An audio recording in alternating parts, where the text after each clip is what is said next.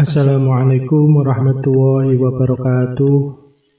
Apa kabar semua? Semoga semua diberikan kesehatan dan rezeki yang banyak oleh Allah Subhanahu wa Ta'ala, dan dijadikan orang-orang yang beruntung di dunia dan bahagia di akhirat. Amin amin ya rabbal alamin. Kali ini kami akan membawakan kisah biografi dan karomah Wali Jadab Kiai Haji Ali Mas'ud dari Pagerwojo yang sangat terkenal di tanah Jawa kewaliannya dan keanehannya sejak kecil sampai beliau wafat. Kiai Haji Ali Mas'ud dilahirkan di Pondok Pesantren Sono, Desa Sidokerto, Kecamatan Buduran, Sidoarjo. Diperkirakan lahir sekitar tahun 1908. Beliau putra dari pasangan Kiai Said dan Nyai Hajah Fatimah. Ayahnya berasal dari Desa Sono, Kecamatan Buduran, Sidoarjo. Sedangkan ibu Kiai Haji Ali Mas'ud berasal dari daerah Kedung Cangkring, Sidoarjo. Ayah beliau adalah pengasuh Pondok Pesantren Sono Sidokerto, Kecamatan Buduran, Sidoarjo. Kiai Haji Ali Mas'ud mempunyai dua saudara kandung, satu perempuan dan satu laki-laki, yaitu saudara tertua yang bernama Nyai Masrifah dan saudara termuda yang bernama Gus Mahfud. Kiai Haji Ali Mas'ud kecil yang masih berusia 5 tahun sudah menunjukkan kelebihannya. Beliau tidak pernah sekolah, tidak bisa membaca dan menulis. Namun dia bisa membaca Al-Quran dan kitab-kitab lainnya, sehingga wajar kalau beliau jadi rujukan kiai di Jawa Timur untuk memecahkan masalah keislaman. Gus Ud, biasa beliau disapa, mempunyai ilmu laduni sehingga beliau mempunyai kelebihan dibanding orang lain pada kebanyakan. Pada saat kecil berada di Pondok Pesantren Sono Sidokerto, Kecamatan Buduran, yang didirikan oleh kakeknya, yaitu Kiai Muhayyin. Suatu ketika, kedua orang tuanya bercerai yang mengakibatkan Kiai Ali Mas'ud ikut dengan ibunya, tinggal di tempat kakaknya di Desa Pagerwojo, Kecamatan Buduran, Sidoarjo. Tidak diketahui secara pasti kapan kedua orang tuanya bercerai. Diperkirakan pada saat beliau remaja, yaitu usia antara 17 sampai 20 tahunan. Kiai Haji Ali Mas'ud suka berkumpul dengan orang-orang atau masyarakat yang membawa nilai kebaikan dan ibadah kepada Allah Subhanahu wa Ta'ala, serta yang membawa manfaat di dunia maupun di akhirat, seperti seni hadroh, acara haul, pengajian agama, dan lain sebagainya. Beliau tidak pernah ikut dalam perkumpulan yang di dalam perkumpulan tersebut banyak membawa kemudaratan. Beliau sangat dihormati oleh masyarakat sekitar tempat tinggalnya karena ketekunan dalam meningkatkan keimanan dan ketakwaan kaum muslimin kepada Allah Subhanahu wa Ta'ala. Berbagai macam cara beliau lakukan untuk membuktikan kepada masyarakat bahwa Allah itu Maha Esa dan Maha segalanya. Salah satu cara beliau lakukan untuk membuktikannya kepada masyarakat adalah membantu masyarakat yang membutuhkan bantuan doa dan pertolongan beliau melalui kelebihan yang beliau miliki. Kelebihan yang dimiliki oleh Kiai Haji Ali Mas'ud merupakan kelebihan yang mutlak, di mana karomah beliau meliputi hal-hal yang bersifat musyahadah atau nyata dan tersembunyi.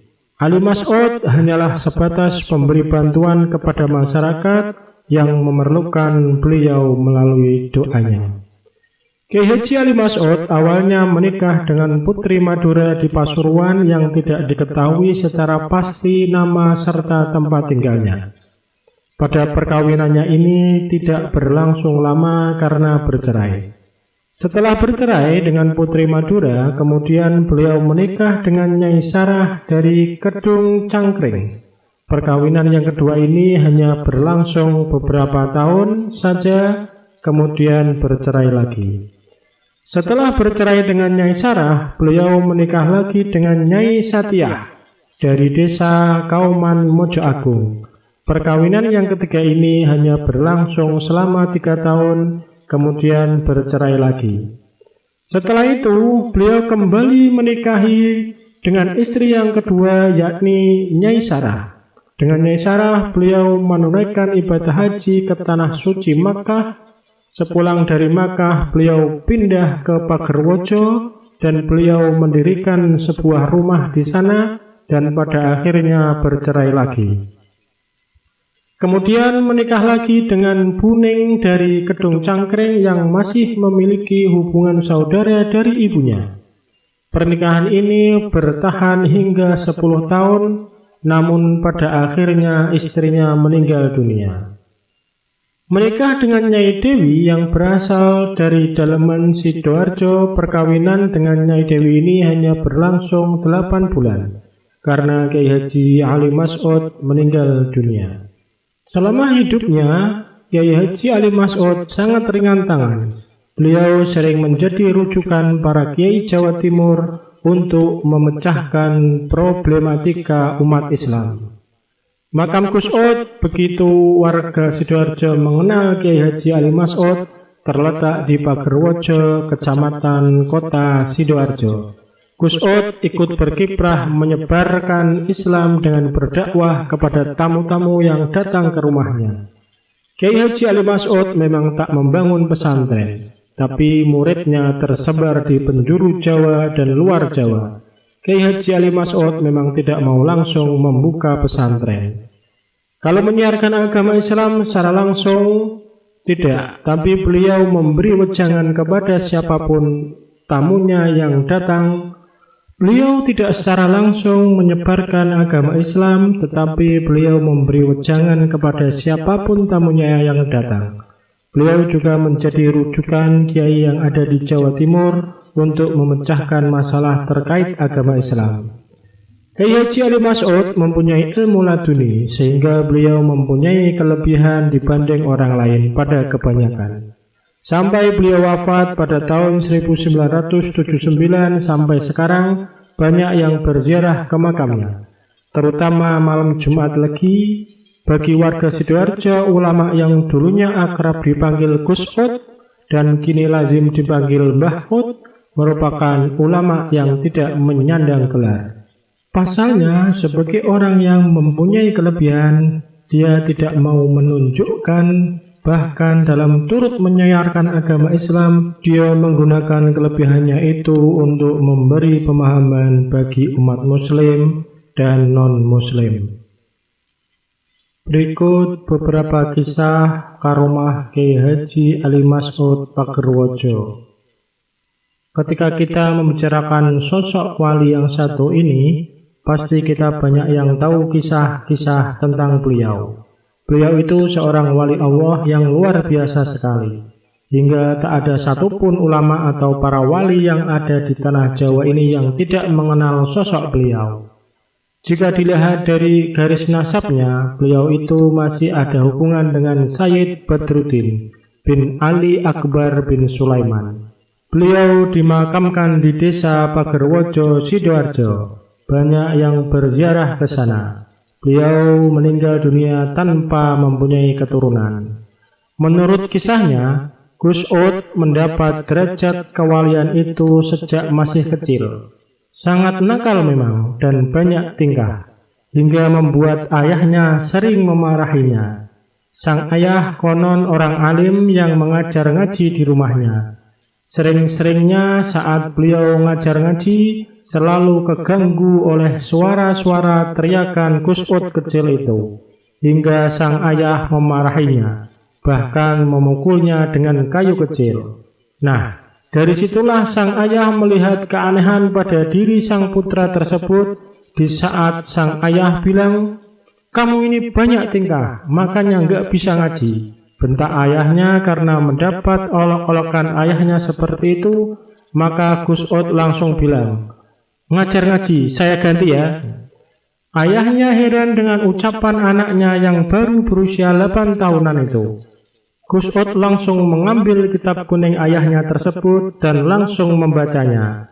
Meski kitab itu gundul atau enggak ada harokatnya, toh Gus Ud kecil itu langsung membacanya berikut menjelaskan semua keterangan kitab itu. Wah, subhanallah. Ayahnya terbengung heran. Sejak itulah sang ayah membiarkan saja apa yang dilakukan putranya itu.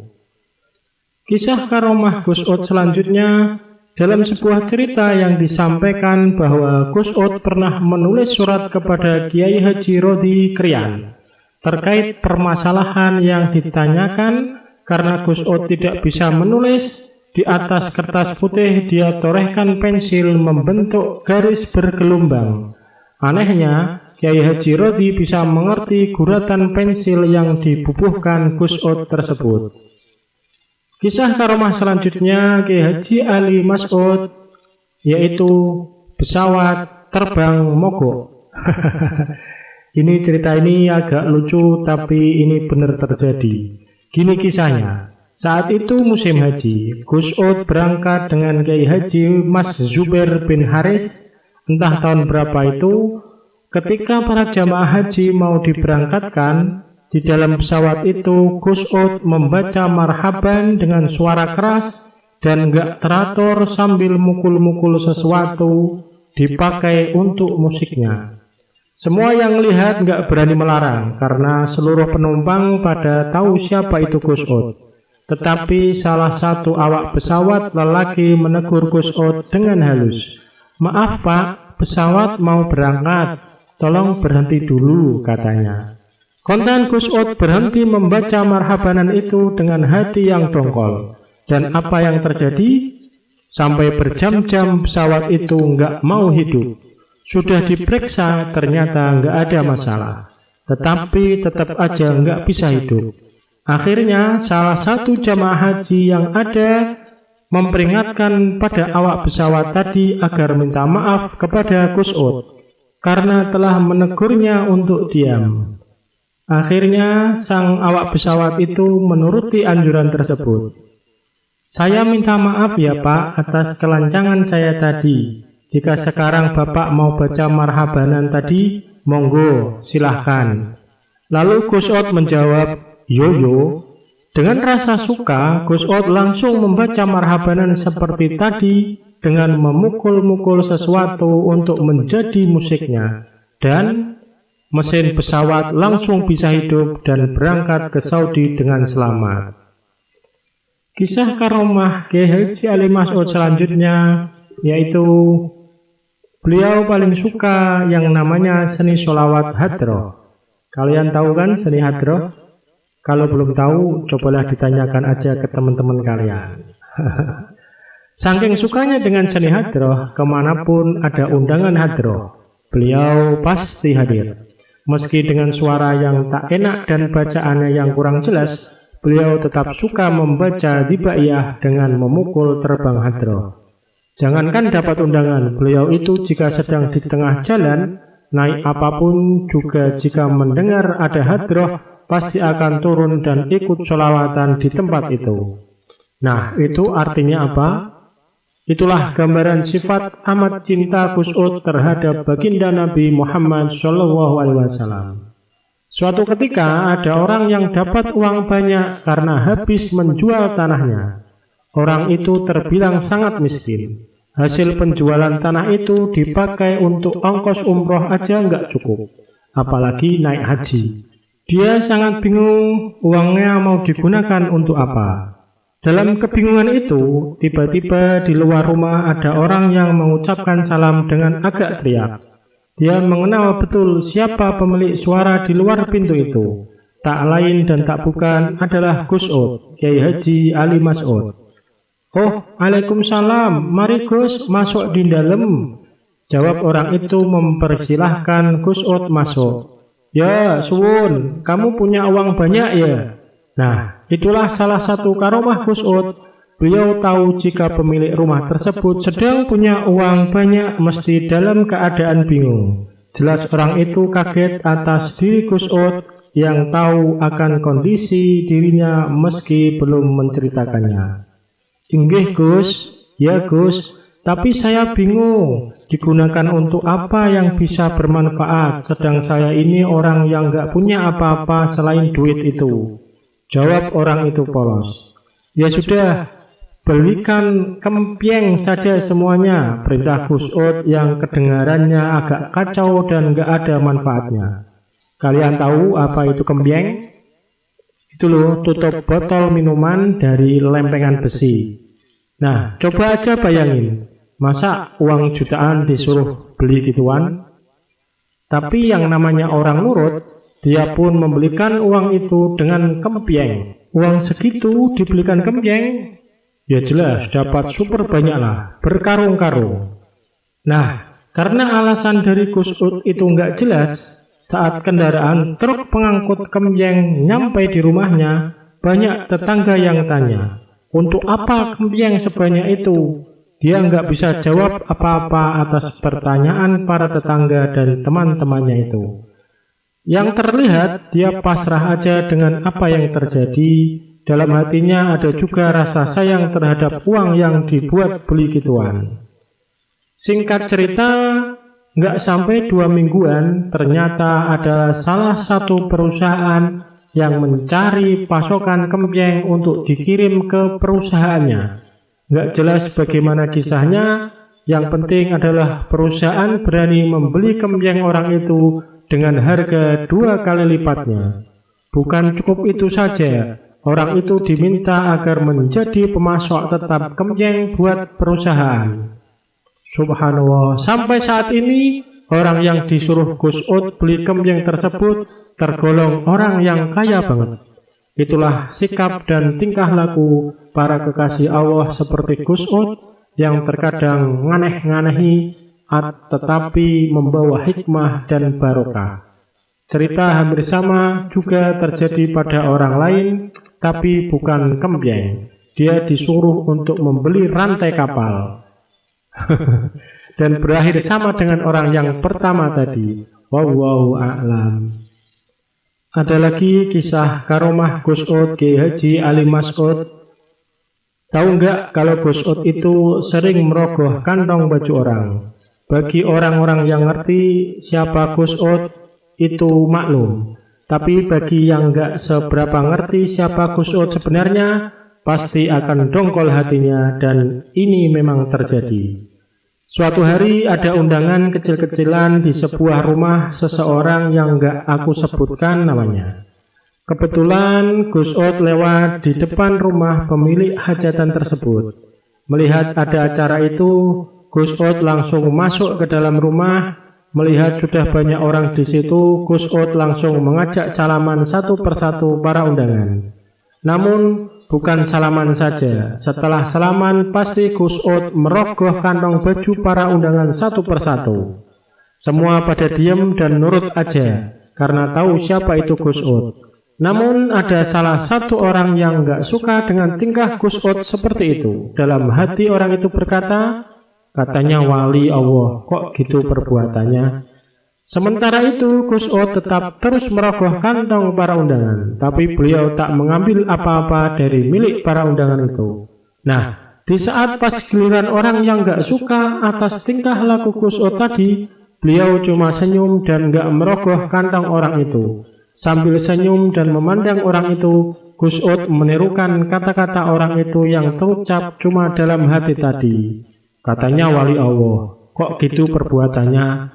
Itulah yang diucapkan Gus Ud berulang-ulang dengan agak keras, menirukan perkataan hati orang tadi, yang jelas membuat orang itu malu dan minta maaf kepada Gus Ud. Yo, gak popo. Ya, gak apa-apa, kata Gus Ud pada orang itu. Kisah selanjutnya karomah Kiai Haji Ali Mas'ud. Dalam hal ini sudah banyak yang sepakat dan juga banyak saksi mata yang masih hidup, yaitu jika Gus Ud bertawaf saat di Makkah. Sangat aneh sekali. Kita pasti melihat ribuan orang yang sedang tawaf di sana. Gimana cara jalan mereka? Sudah pasti saling berdesak-desakan dan berhimpit-himpitan. Jelas nggak akan bisa berjalan dengan mulus dan lancar. Tapi beda dengan Gus Ud. Beliau saat tawaf lancar-lancar saja, bahkan dengan setengah berlari. Dan anehnya, meski kondisi sangat berdesak-desakan dan berhimpit-himpitan, tapi buat beliau lancar-lancar aja, seakan di depannya tak ada yang menghalangi jalan tawaf. Pokoknya jika dipikir dengan nalar, nggak akan masuk nalar deh. Kisah selanjutnya, Kiai Haji Ali Mas'ud membaca kitab Al-Hikam. Dulu di pesantren Sawah Pulau pimpinan Kiai Haji Usman Al-Isaki ada pengajian rutin kitab Al-Hikam yang dibacakan oleh Kiai Usman sendiri. Hampir semua yang ngaji di sana adalah para kiai-kiai yang tabarukan kepada beliau. Ada hal yang menarik di sana, yaitu suatu ketika Gus Ud ikut ke sana. Namun ya gitu, banyak tingkahnya, berdiri, duduk, berjalan, dan apalah nggak bisa diam. Lalu tiba-tiba Gus Ud mendekati Kiai Usman yang sedang asik membaca kitab Al-Hikam itu. Gus Ud minta izin untuk meminta kitab yang dipegang Kiai Usman tadi. Akhirnya kitab itu pun diberikan ke Gus Ud. Kontan saja para jamaah pengajian itu terbelalak melihat tingkah Gus Ud seperti itu. Dan banyak yang berpikir, mau apa beliau minta kitab Al-Hikam itu? Memang bisa baca. Nah, itulah yang ada dalam pikiran banyak orang para jamaah pengajian itu. Apa yang dilakukan Gus Ud setelah menerima kitab itu coba? Ternyata kitab itu dibalik sehingga tulisan Arabnya terlihat terbalik. Dan dengan sangat mantapnya beliau membaca Al-Hikam dengan berikut penjelasannya. Meski dengan kitab terbalik. Nah, disitulah beliau membuat decak kagum para jamaah pengajian tersebut.